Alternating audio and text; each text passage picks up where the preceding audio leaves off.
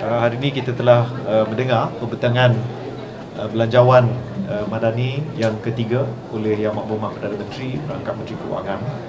Dan memang fokus kalau kita lihat membela ekonomi rakyat, mengangkat martabat rakyat dan berteraskan kerangka ekonomi madani.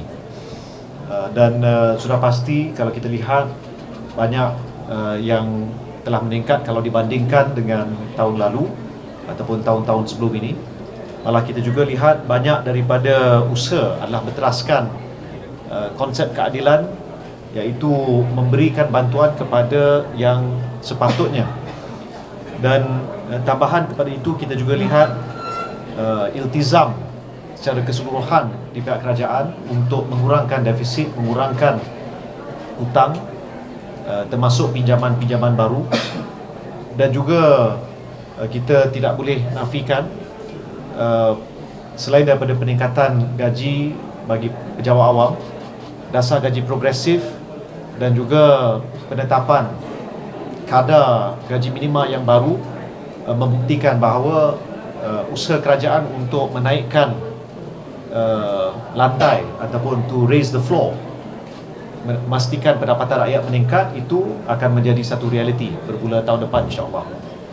Dan sudah pasti di pihak Kementerian Komunikasi kami akan berusaha untuk pastikan segala pengumuman yang telah dibuat akan dapat sampai ke seluruh pelosok negara.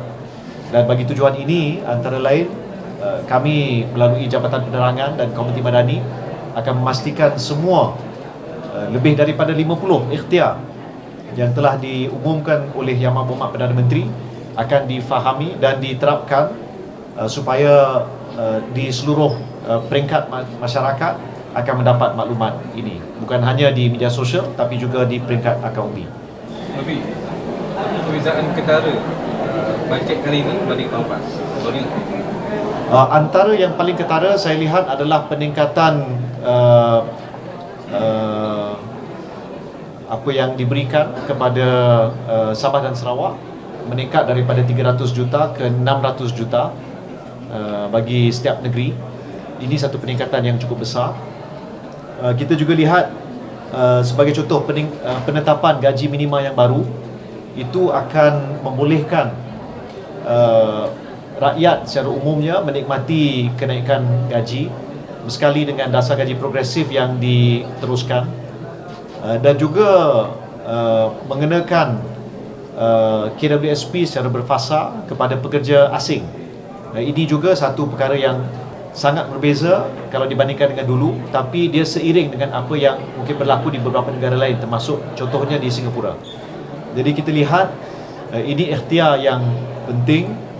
Juga penetapan mekanisme levy bagi mengurangkan kebergantungan kepada pekerja asing. Jadi kita lihat secara umumnya yang diusahakan oleh Kerajaan Madani, Kerajaan Perpaduan pada hari ini adalah memastikan bahawa rakyat, terutama pekerja di Malaysia dari kalangan warga negara, akan diberikan fokus tanpa kita mengenepikan hak bagi para pekerja dari kalangan warga asing. Mengenai AI yang ditekankan juga, AI kali ini mungkin dari sisi sudut. Ya, sudah pasti ada beberapa perkara seperti Perdana Menteri telah tegaskan. Kita lihat UTM dan juga bantuan yang diberikan kepada institusi-institusi pengajian tinggi yang akan membangunkan kursus AI yang baru, itu mereka akan dapat pelepasan cukai dan juga bantuan. Ini sangat baik ya untuk menerapkan ilmu baru. Dan ada beberapa ikhtiar seperti National AI Office yang dikelolakan oleh Kementerian Digital.